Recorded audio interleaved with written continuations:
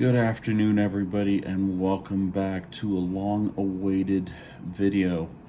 It's been about 5 weeks since I've uploaded a video, and in this video, I'm going to kind of go over what the 5 weeks have entailed, some details as to what transpired, but first and foremost, go ahead and ignore the stuff that's happening behind me. I am running some programs off of my console here on those fixtures just to make sure that all of the hardware is working. So, first and foremost, I sincerely apologized. It's been so tough over this last year to fully commit to YouTube with regular uploads, and there's no excuse, but suffice it to say, it's just been a very, very difficult time. That said, though, I'm kind of see myself as a transparent person. So, with that said, I like to, keep you guys, the fans, informed, plus minus with what's happening. So, these last 5 weeks have been absolutely horrific, and I may or may not share a lot of personal information, but what I will try to do is I'll try to keep the timeline straight. My brain's all over the place. We've all been very exhausted, very just broken internally, and I will start here. So, about 5 or 6 weeks ago,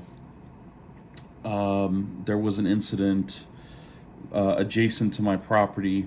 There's a vacant lot on this side that is just grass, and Eddie loves to play out there, my son. He loves to play out there with the next door neighbor's kids. And this was a pretty standard afternoon.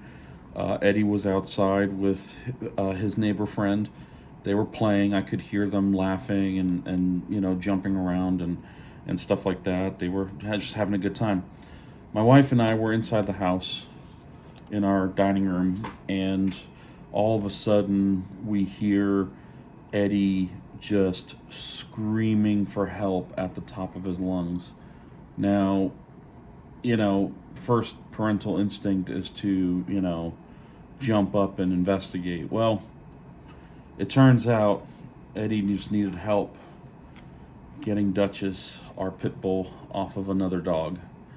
There was a fight between Duchess and this other dog that was walking on the street. Suffice it to say that the other dog was leashed and ours wasn't. And the unfortunate thing about that is that Duchess was inside sleeping on her bed, and we didn't pay much attention to her because we knew she wasn't outside. Now, by default, we don't like to let Duchess roam around by herself. I'm always out there with her, so it just didn't come up in our minds that we, had to check her, make sure that she was inside. Well, it turns out she wasn't inside. She was very much outside. And I don't know what transpired because this all happened outside of the viewing angle of my security cameras that are outside. The only thing I was able to catch on the cameras was the barking and howling and screaming, and there was no visual, there was nothing to see, in other words. So I jump out the front door. My wife runs out the garage door, and I immediately notice Duchess fighting with this dog, and I run over to them, which was probably about, 30 yards, 40 yards away, and I dove onto Duchess with my entire body weight. I was off the ground, and I landed on top of her, which forced her to yelp and scream. um, very loudly, and that action opened her mouth, her jaw, and she let go of the other dog. Now, um, I'm not excusing what happened. I clearly and vividly know that this was my responsibility, and I failed very much at that responsibility. The police came, animal control came, they took statements, and while all of this was happening, I was trying to get the owner, the lady of the owner of the other dog, to let me take her dog to the vet. I didn't know how bad the injuries were. There was blood, but it wasn't like profusely bleeding out. And I thought there's a good chance that if we take it to the vet right here in town, that they might be able to stop the bleeding and maybe do a something to keep the dog alive. That was my only concern. Well, she didn't let me take the dog to the vet, and by the time all of this um, you know, kind of opened up, the dog had passed away, and also the vets were closed at this time. So, um, I was told to not leave my house. I was told that my Duchess is going to be placed under mandatory 10-day quarantine to where she can't leave the house or the property, meaning I couldn't take her with me. Like if I had to pick up Eddie from school, I wouldn't be able to. I'd have to put her in her cage, which is right over here, and I would go then to pick up Eddie by myself, which we don't like to do because she's a very she's a high stress, very anxious dog, and when you put her in a cage and leave her alone, she goes through severe mental episodes. I actually have a security camera up here that allows me to watch her when we're not here, and you can see her just kind of yelping to herself and crying, and it really is upsetting to see. So we try to minimize that, but we also can't let her be free roaming around the house. We tried that several times in California, and she became very anxious, and she would just pace and walk around, and every once in a while she would either go to the bathroom inside the house or just, you know, externalize her stresses one way or another. And we didn't want that, so keeping her in a cage kind of limited her movement, limited her stress just to that area. And she also does relatively well with, not going uh, to the bathroom where she sleeps. So sometimes if she has an emergency or she's not feeling good, she will, go in the cage. But we try to just, let her know that we'll be back as soon as possible. And yeah, so I was given a citation by animal control. And around here, which is news to me, around here, animal control is actually a badge carrying officer of law enforcement, which is really cool. It's not like some third party company that comes and goes. These guys um, are able to issue citations, which they did. I had a not a civic penalty, but the other one, I can't remember. It was literally just animal control um, penalizing me for letting my dog out beyond my property line. And then I had to pay restitution on top of that for, the aftercare of the other dog, which I agreed to. I didn't fight any of this. I knew it was my fault. And I said, from the beginning that this was my responsibility and that I would, do whatever I could to make it right. So, as far as the city goes, I've made things right. Um, a couple of weeks ago, I had my court hearing here in town, and I was given the maximum penalty, which which was $500, because there was no bodily harm to a person. It maxed out at $500. That those are city ordinances that or rules that they kind of set maximums for certain um, infractions or violations, if you will. And uh, beyond that, I did offer restitution at full cost of what it took to to essentially cremate and take care of the other dog and do whatever I could. Obviously, as far as the lady's concerned, there's nothing I can do to make her whole. And I understand that too, and I feel bad about that. I really do. The whole situation just took me into a level of depression where just nothing mattered. I was sleeping for entire days. I wouldn't get out of my bed. I didn't eat right. I got sick, and anyway, so that was the first incident. Then, God, this would have been probably towards the end of March. Um, yeah, end of March. I followed a sound that I heard in the middle of the night. So, um, my ears are relatively sensitive to specific noises, and I don't know if it has to do with my musical abilities or what, but I can hear certain pitches and certain sounds more pronounced than, say, my wife or my son.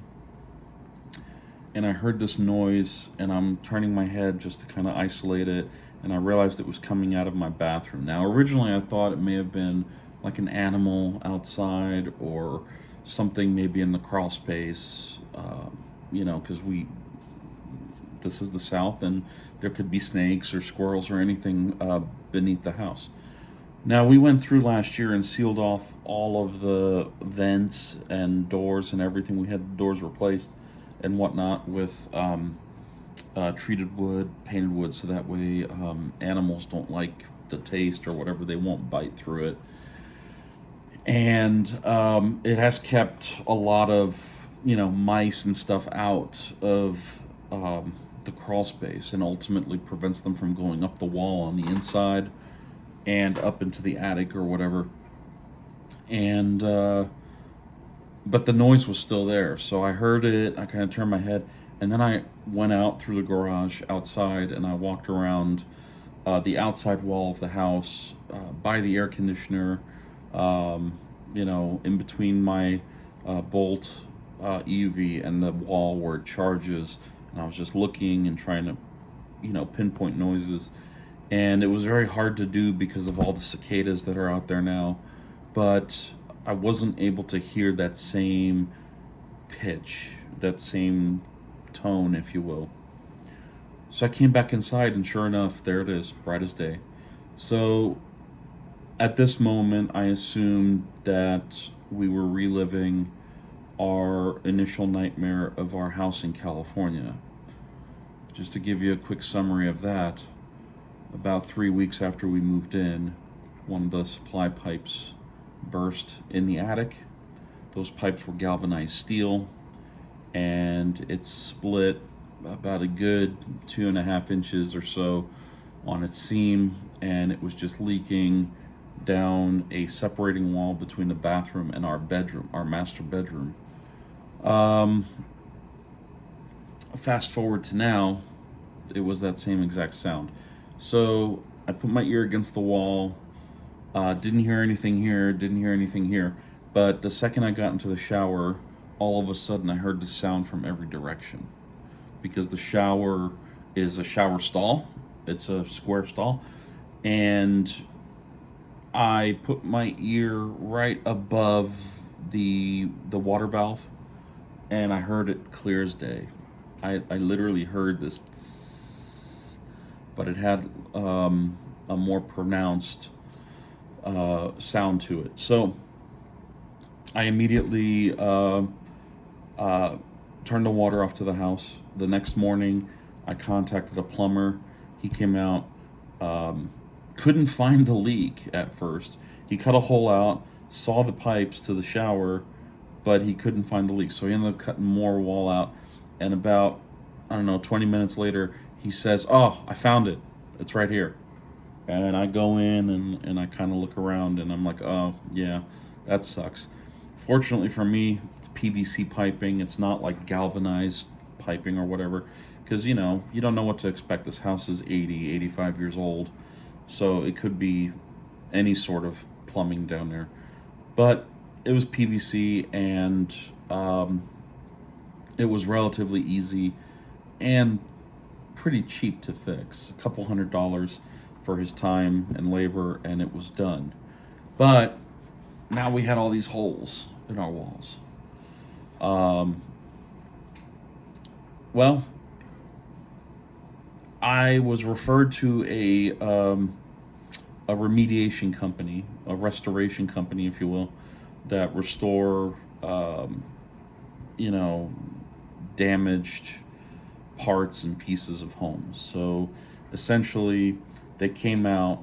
They said, "Oh, there's water damage. Okay, so we have to remove the toilet. We have to trace how far out the water went, and do a mold inspection and all of that stuff." And it actually turned into a pretty massive ordeal. They ended up removing the entire floor in the bathroom, and they put in a bunch of fans and dehumidifiers. Now I got pictures and stuff, but I don't have the mental capacity yet to do a full blown edited video, and I want to get this to the channel as quickly as possible. So forgive me for that, but maybe we'll do a follow up later on all of this stuff. Um, so they put all these fans in. They put them in the bathroom, underneath the house in the crawl space. They ran dehumidifiers and drainage lines and all of that stuff so that the water that those dehumidifiers were pulling out actually had a place to go. And it was like that for 10 days, maybe 12 days. But the day that the inspector came from that restoration company, he said, "Do you have an insurance claim?" And I said, "No, I don't." He's like, "I can open one for you because this is going to be tens of thousands of dollars, and we'll do it on your behalf." Great. Thank you. That's all I said. Um, and this was before they tore the floors out, the walls out, and everything. They came back a few days later with all the tools and a bunch of guys, and they actually did the work. So I was under the impression that everything was okay, and I just kind of sat back and waited for them to give me directions. As a homeowner, I will admit, fully transparent here, I'm not the brightest bulb in the chandelier when it comes to plumbing or like general contract work. Put a computer in front of me and I'll take it apart down to the transistors. But plumbing, I don't know what's best practice. I don't know what moisture level walls need to be to promote mold growth. I do now, but I didn't before. Um, and so I pretty much left everything to the professionals, and I kind of just sat back and watched them destroy my house, knowing that there was a light at the end of the tunnel. Well, uh, the day that they pulled out all of the fans, so they had come back, they were coming every day for, a half hour or whatever to do moisture measurements just to track how fast the walls and the floors and stuff were drying out, and they were able to quickly say, "Oh, okay, in 3 days this will be dry, or in 3 more days it will be dry." Great, fantastic, because being down a bathroom in a family home, it's a nightmare, you know. And well, the day that they came to close out the remediation portion of it, because that was all they needed to do, was to dry out the walls and to ensure that there was no mold damage. So they did their reports. They sent all of it. They sent 700 pictures. That's right, 700 pictures to the insurance company. And I think it was overwhelming.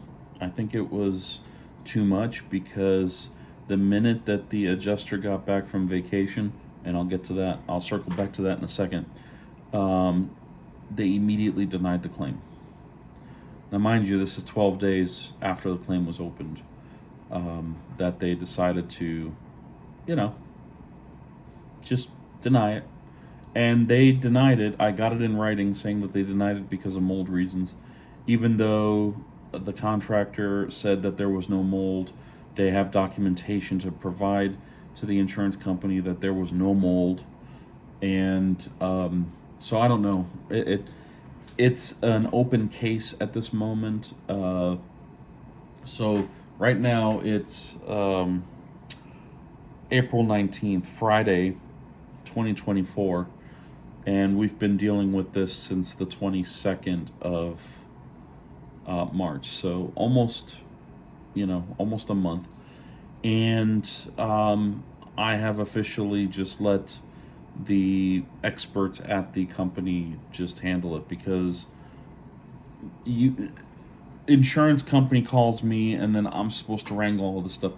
I'm not qualified to answer basic questions when it comes to contract work. I've said that. I feel like anything I say will be self-incriminating. I might have been the reason why the claim was denied, for all I know. I don't know. So, long story short, it's it's still in progress. My bathroom still looks like a bomb went off in there. The toilet and the sink are underneath the house here in the crawl space, because I wanted them to be out of the elements, and I wanted them to be safe and have very little risk to them if there was bad weather. Because they said, "Oh, we'll put it on the side of your house by your air conditioner," and I'm like, "No, no, no! Put it back here where it'll be out of the elements, no wind, no storm." And fortunately, I was smart enough to do that, because about a week or so ago, maybe 8 days ago, there was a massive windstorm. And I mean massive. I'm talking about an incredible amount of broken trees, a large swath of just forest collapsed. It was huge, pretty huge. And it stretched a long path. So it went all the way up to where my mom lives, 45 minutes kind of northwest of here. So it was a big trail of damage. Some suspect it may have been a tornado. We did have a tornado warning, but we never got, nothing really happened outside of just, semi-strong hurricane level winds, maybe 65 mile per hour gust or something like that. So, but it was enough to take out a bunch of stuff. So fortunately, it did not take out my toilet or my sink, or the countertop, because those things they were hoping to reuse in an effort to save on reconstruction costs. Which brings me to my next point. So actually, let's go back to the vacation part, because I don't want to forget about that. So typically, when you file an insurance claim, the agent, within 24 to 48 hours, or not the agent, but the adjuster, is supposed to come back to you and go over your policy with you. Well, that didn't happen. What ended up happening is, on day 12, after the work was already done, I got a call saying that my claim was denied. instead of a call that said, "Hey, we're just checking in on you," or whatever. And that's when all this kind of exploded. And then when I shared this with the company, they were like, "What? This is a straightforward claim. We've repaired thousands of these, with your insurance carrier, and it was no problem." So, and I told him, I said, "You know what? This woman, she called me. I was upset. Um, I may have said something that now needs to be somehow undone because I told her at the end that I was self incriminating myself, or I felt like I was self incriminating myself. And I feel like that's what they used to base their decision on." I was honest. I was honest. And my lack of knowledge, or not being able to answer the questions in the way that aligned with my policy 100%, forced them to just say no. They literally just said no. So, because this all happened on day 12, she openly admitted she was gone on vacation. So she was assigned the claim, and then went on vacation for a week. And when she came back, she was like, "Oh my God, this isn't happening." So instead of handing me off to somebody else, me and the contract company, were just left hanging. And with the fact that they had enough experience to know what they were doing, they said that everything was fine. Everything was, and I took that at face value because I don't have the knowledge, especially here in the South, to know otherwise. This experience has been completely different than the experience I had in California. It has been. And yeah, so I was told by the owner of the company that he would get his attorneys involved if it was something that needed, a legal review. So they asked me for a complete document of my policy. So I sent them a 40-page PDF yesterday, and we'll see what happens. Every single one of the contractors that came out has told me that this is a straightforward claim. There's nothing unique or specific about it, and as such, it will just be, um, you know, it'll be a normal claim. Well, I don't think this is normal. I don't think anything like this is normal, but I have heard several people tell me that this is just the state of insurance now. If you don't sue them, or if you don't tell them that you intend to sue them, they just, lock themselves down, and they opt not to pay, even though in good faith you're paying your premium every month, which I have, no late payments or anything like that. And yet, when that one time I need them, they're nowhere to be found, or they make my life miserable. Okay, moving on, because why not? Uh, God. Again, the timeline is just all over the place here, but a few days after I opened the claim for or the contractor opened the claim for the bathroom, the plumbing stuff, I was forced to open a claim on my wife's RAV4. This was an accident in the middle of the night that was kind of eye opening to me because, you know, my wife was trying to back out of the driveway, and she clipped one of the little lights that I have on the edge of the driveway. You guys may have seen it in some of the other videos. They're essentially 4x4 posts, wooden posts that are in the ground, and they have a little 4x4 solar powered light on top of it. Kind of cheesy, kind of silly, but they came with the house, and so we left them. And then when we paved the driveway, we had them reinstall them back into the grass. So what happened was, traditionally my wife would pull into the driveway forward. She would pull all the way up to the edge of the driveway, and then when she was leaving, she would back out all the way. Well, those lights, being solar powered, they have little tiny batteries in them that get charged during the day, and then during the night they slowly discharge. Well, this happened at 4 o'clock in the morning. So by that time, most, if not all of those lights were very dim or already powered off all the way. So as she was backing out, she had cut to the left, to get out to the road.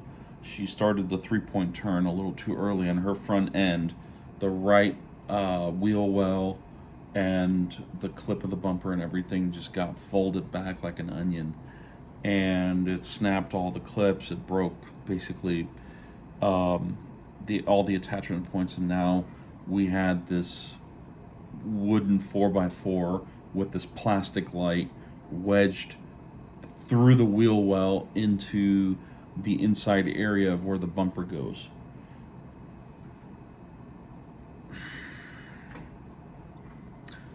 I had at that point said, my wife was clearly upset. She was very, very upset. And I told her, I said, here, take my car, take the Bolt, and do your thing, because she does early morning workouts and whatnot. So I said, take the Bolt, I'll take care of this. So she took my Bolt and drove off, and I tried to just get the car out of that spot and put it back into the driveway. And then I kind of I wouldn't say reassembled it, because that's just not true. There was no way to reassemble it because it was all bent, folded, broken, snapped, holes everywhere. But I put the bumper back where it goes, and I used tape to kind of hold it on, because I needed to get quotes, I needed to get estimates, and guess what? I needed to open up another insurance claim. Same company, same insurance company. But you know what? That claim not only was opened, it was handled, it was repaired, and the car was delivered back to us, and the claim was paid in record time, less than a week. They had the car for 5 days, and I think payment was issued, 7 days after it was open. They even gave me a rental. We had a Jeep Grand Cherokee that wasn't all that great, and but whatever. This isn't about that either. So that was a very easy experience. I guess the cost was lower, and so they quickly paid it and just, what have you. But this other policy is obviously this other claim is obviously going to be a lot thicker, so they're making a big deal out of it. So, just to recap the last 30 minutes. Dutchie killed a dog. Pipe burst in our bathroom. And one broken RAV4. Got it. Check. Check. Check. Check. Now, we're in April. April 1st is now going to be remembered as the day that one of my closest cousins passed away. She was 46 years old, so only 4 years older than me. And to this day, 18 days later, we still don't know what happened. My aunt immediately flew up to take care of her husband and their daughter, They had I guess, a 7-year-old little girl who now lost her mom. It was a tragic, tragic day. Just when I thought that, you know, things couldn't get any worse. Um, Needless to say, she was, um, my aunt took care of her very well. And I just feel a loss because as kids, she was 4 years older than me. So she had her driver's license before I did. She had a job before I did. And she, ultimately had that freedom that all kids wanted. She had a car. She had a lot of friends. And I was just the fifth wheel, um, as a kid. So when I went to school, um, my aunt and my uncle were the closest family to me. So my my school, the private school that I went to was in central Pennsylvania, in Harrisburg, off east of Harrisburg, but suffice it to say, close enough. And my aunt and uncle and my cousin lived in Trenton, New Jersey. So it was about a 2 hour train ride or whatever, 2.5 hour train ride. And then my uncle would pick me up and I would spend a week with them, whether it's, for a holiday or for, some kind of a long weekend or something like that, whenever there was time.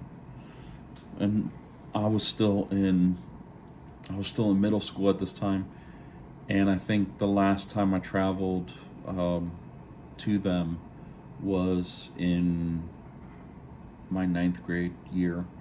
I think it was my ninth grade year that I decided to start working and start doing more co-curricular stuff. I did a lot of theater. I did a lot of lighting. So, in fact, those fixtures that are on right now were the ones that I was training on back in those days.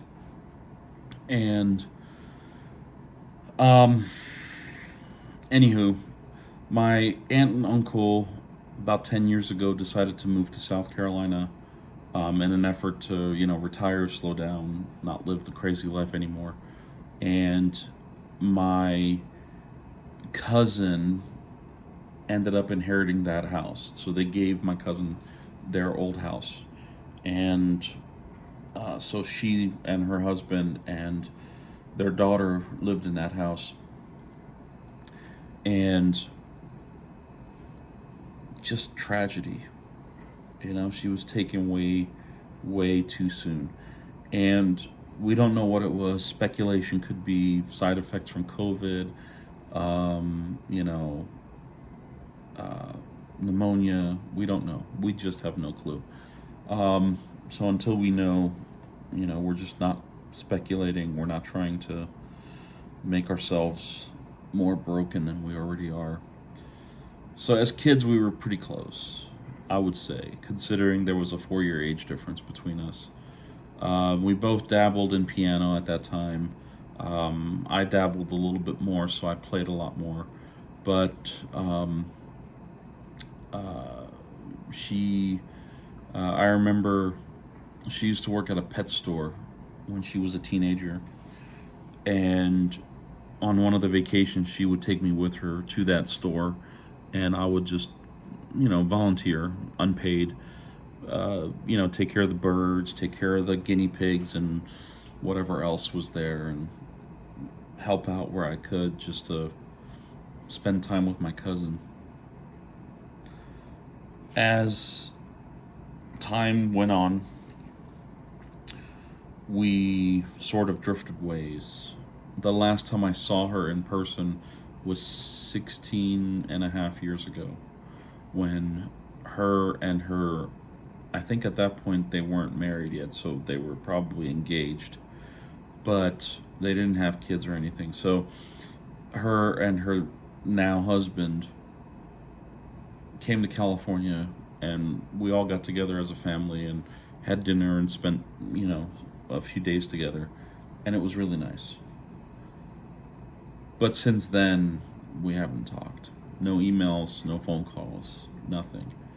And I have regrets. But it's just heartbreaking. I let 16 years go by without saying a word to her. And she used to send us birthday cards, holiday cards, and man, puts life into perspective, doesn't it? So, yeah, she's gone. Anyway, moving on. This past Thursday, which, let me see what date that was. This past Thursday was, I don't know what it was. It was the 11th, April 11th, 2024. I'm looking at my calendar here on my computer. On April 11th, 2024, Eddie went to school. It was a normal day, but I think they had a field trip to one of the other schools for career day. I think they went to the high school, to the local high school here, and they were, I guess, supposed to learn about the trades, learn about various jobs and stuff like that. And I, that day, my wife picked him up from school, and I remember her telling me that he had mentioned that he just had a headache. So I thought, oh man, he's probably getting sick. Because when you get a headache and, he's either dehydrated, hungry, or sick, and he wasn't dehydrated. Well, he's always dehydrated because he's a kid, but not as bad as you'd think. I guess in my opinion, it's not as bad. So I told him, I said, we'll just lay down, relax, maybe watch some TV. And yeah, that was it. A few hours in, he gets this vicious fever. And I mean vicious, like 102 plus. Now, for a kid, anything over 100.4 is considered a high fever. So this kid was already 2 degrees above what is considered high fever. So we immediately got the Costco-sized bottle of Tylenol out, which, they're huge. And we started giving him a standard dose to try to control that. One of the things that I learned is that in a child, and I'll kind of get to this as I tell you the story. As a child, fevers are not good, especially for the brain. A kid should not, weather a fever for longer than they have to. So, in other words, the second they show symptoms of a fever, the second they need to be on a fever reducer. And they need to be on that fever reducer regimen at that point. Because, unlike an adult, like myself, when I get a fever, I just let it roll. Unless it gets too much and I start, my eyes start feeling like they're about to pop out, then I might take some Motrin or some Tylenol or something. But for a kid, immediately, right then and there, no stopping. Take the temperature. If it's over 100.4, boom, Tylenol or Motrin. Which we did. But it got worse. So Friday, he didn't go to school. I told his teachers he was sick. He picked up something, and it wasn't. There was no way that I was going to ask him to go to school as he's just dealing with fevers and temperatures and stuff like that. Most parents let their kids go with full-on infections, and that's the downside of public schools. But I'm not here to argue that point either. So Saturday comes, and he's not getting any better. In fact, at one point, the the regimen we were giving him was just not really working anymore. His fever was not coming down very far. So my wife and I made the executive decision to take him to urgent care because, well, it's urgent care.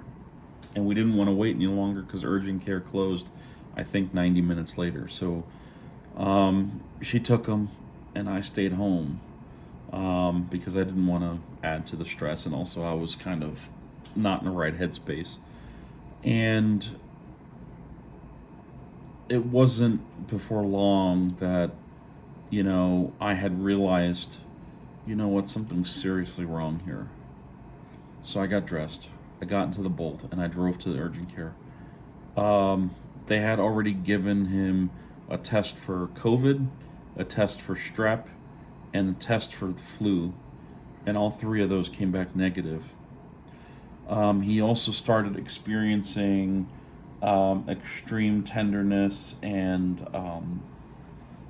like swollen lymph nodes on around the area where the appendix is, but he didn't show the symptoms fully for a burst appendix. So they thought appendicitis. They thought like the onset of appendicitis or something relatively early on in the early stages.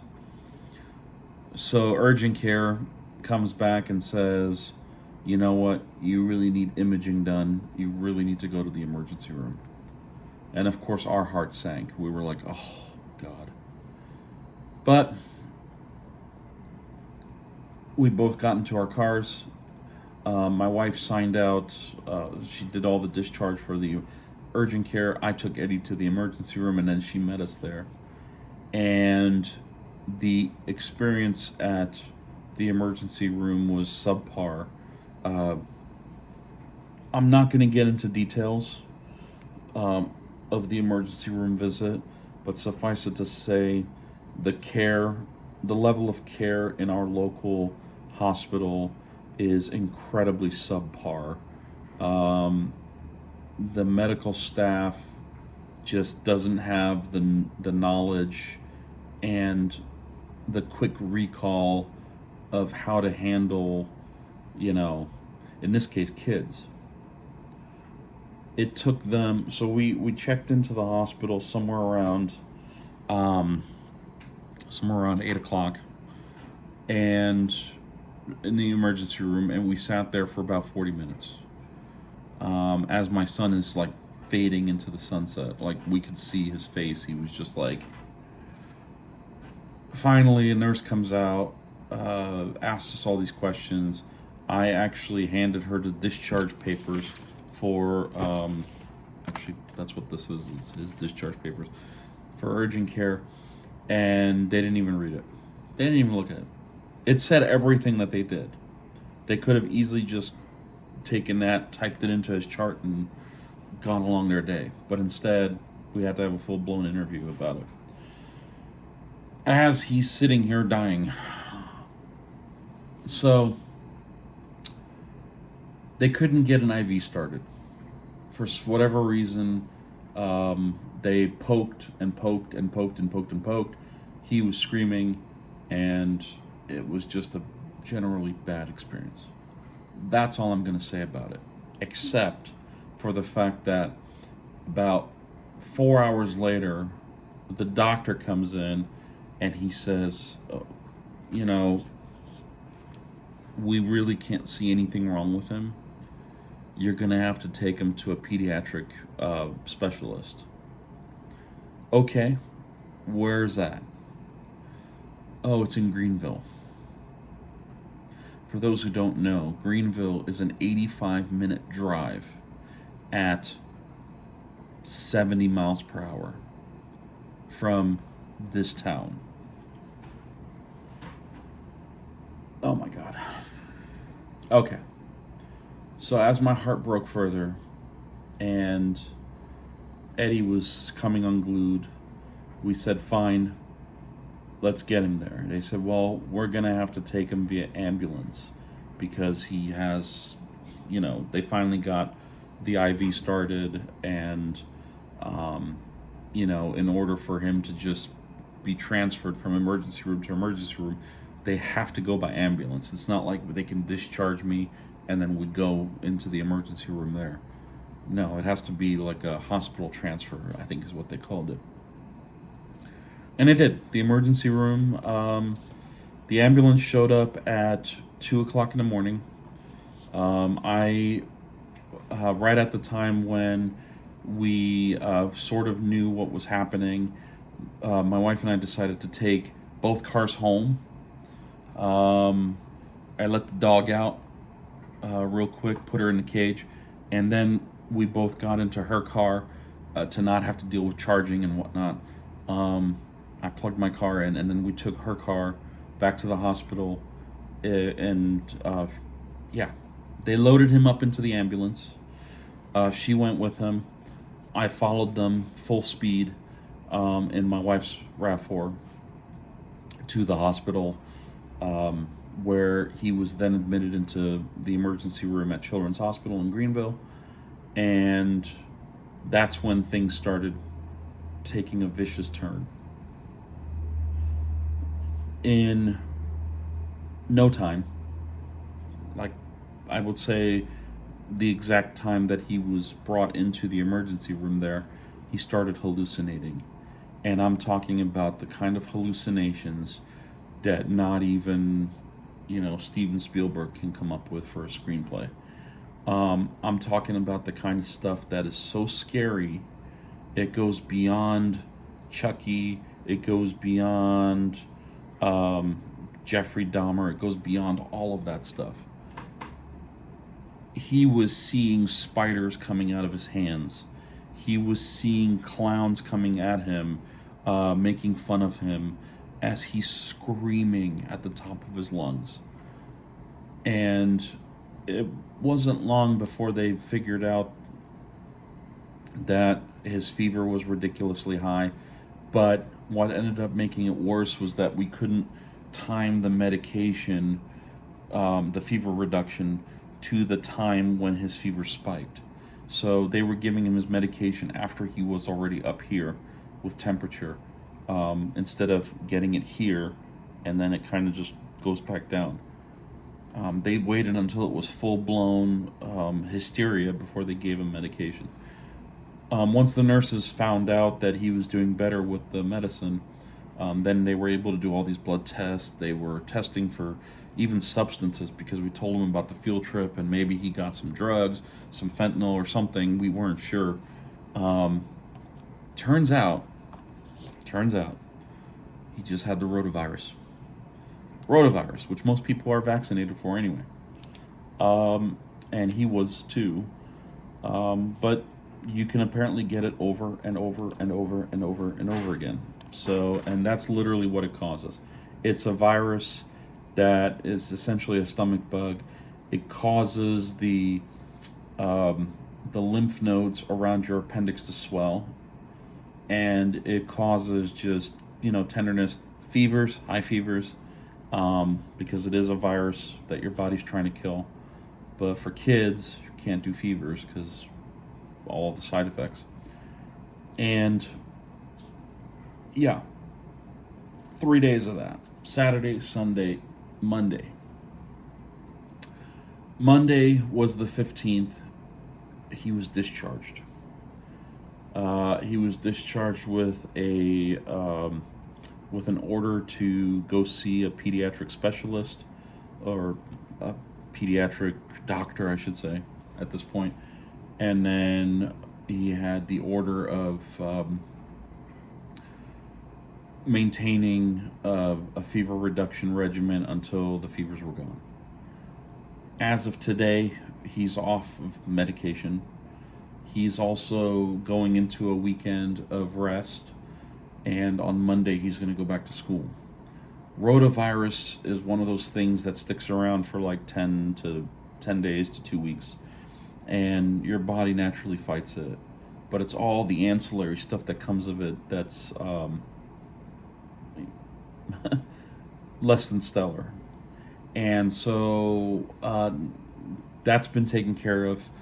and his body naturally will, in time, eliminate the virus, which it seems to have done because Eddie's bounced back. He's back to his normal personality, no strange, side effects or anything like that, and he's doing extremely well, considering. But as you can imagine, the last 5 weeks, just leading up to what, yesterday, 2 days ago, have just been atrocious, horrendous, and beyond comprehension in most cases. And they will be horrendously expensive.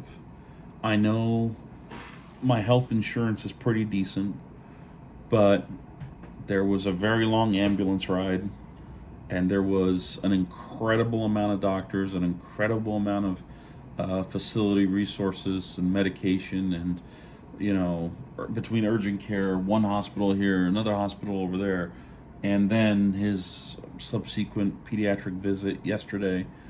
um, it's going to bury me financially. Um, and as many of you know, I'm only working my own company right now.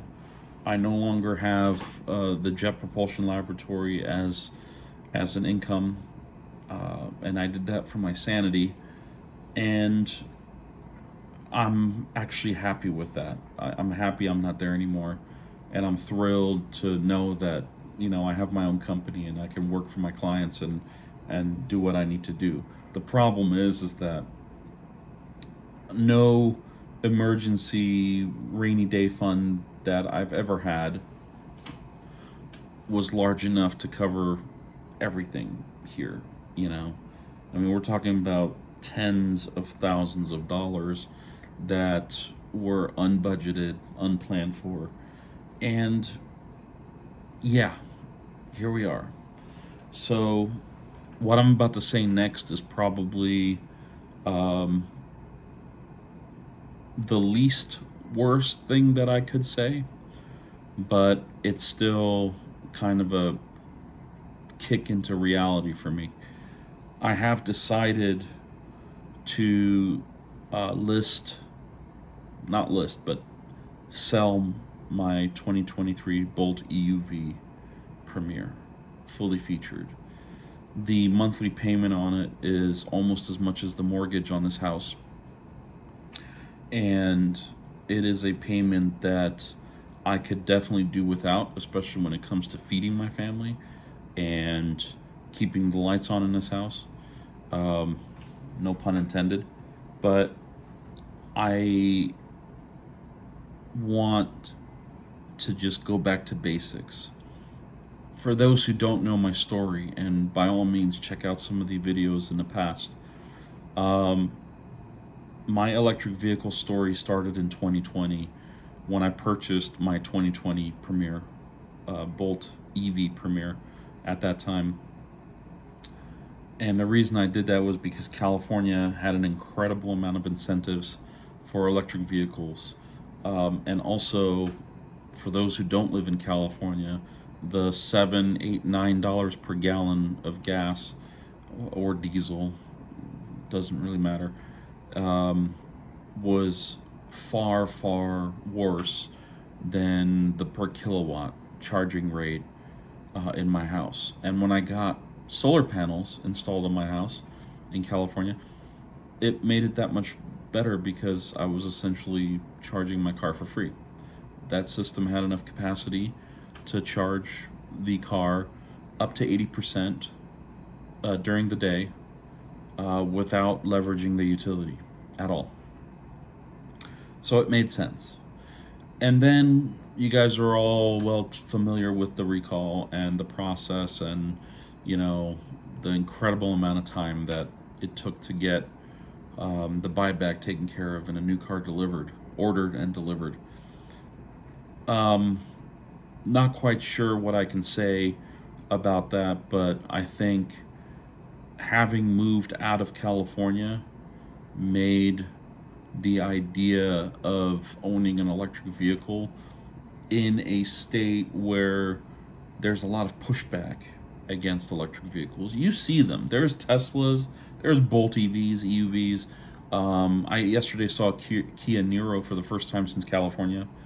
Um, and actually, I may have seen a Kia at one of the charging stops on my way to Pennsylvania, you know, probably a year and a half ago. But besides that, you see a ton of diesel, a ton of gasoline cars, and people are happy. The state is clean, pollution's low. Mother Nature does a great job at keeping, the air clean. That's all that I can say about that. So, be that as it is, and going back to what I said about the Bolt, I will be selling it. I'll probably look at, selling it because it only has 20,000 miles on it. Actually, a little more with all the driving that we just did, but it's got 20,000 some odd miles on it. Everything functions on it the way that it would from the factory. In fact, everything is factory.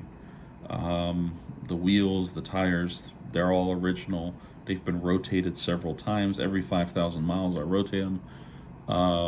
In fact, that's what I consider the oil change in that car, is just a tire rotation.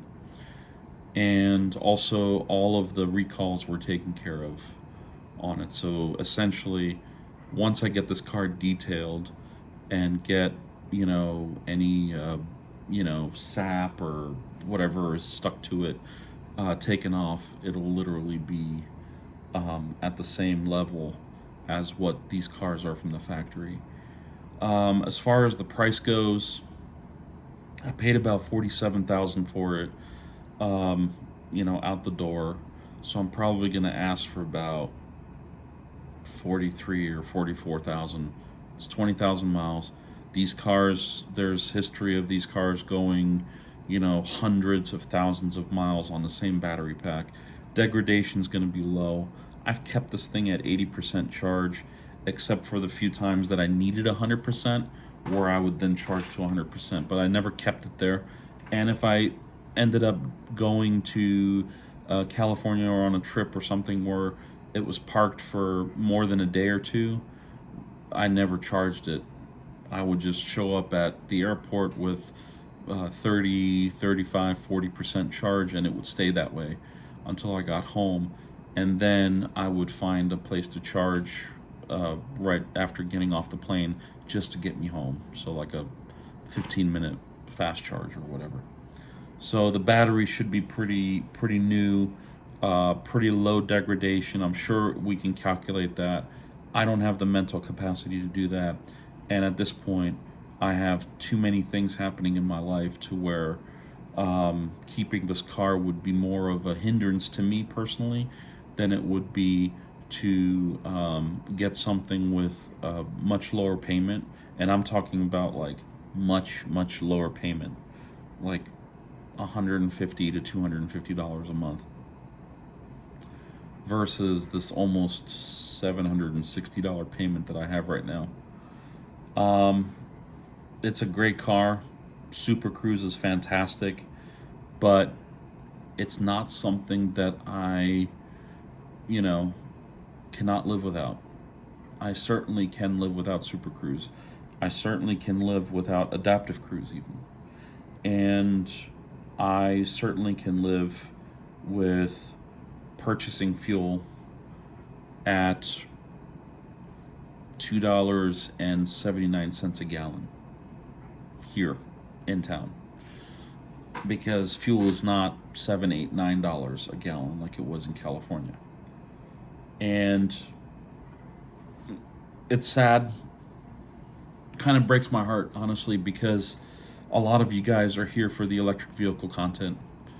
But as it stands, all of the projects that I had originally started for the electric vehicle, including ordering parts for it and stuff like that, I have already started returning those parts.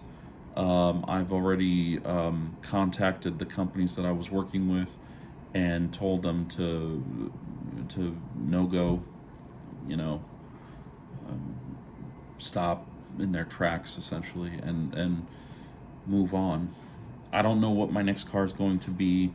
I'm gonna look for a diesel again. My last car was a diesel Jetta, and I was getting between 40 and 55 miles to the gallon on that car. So, and that was in California. So I will probably look at a 2015 uh, Jetta TDI or Passat TDI and get my payments down to somewhere around $200, because that extra $500, would be significant, especially when you're the sole provider for your entire family and you only have your business to rely on. So, to tie all this stuff off, you know, the 6 horrible things that happened: uh, the Duchess issue, the broken pipe, broken car, my cousin, then Eddie getting sick, and now the sale of my Bolt. Pretty rough. Pretty rough 5 weeks. Now, in case you're wondering what all that is behind me, I did mention it a little bit earlier, but I I have been a lighting designer in my off time for years, since probably the year 2000. I've done more lighting work before I did IT work.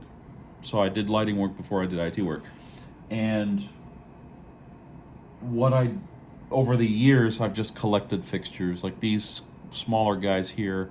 I had in California. I was making various light shows for Halloween's, birthday parties, stuff like that, and it was really just for that.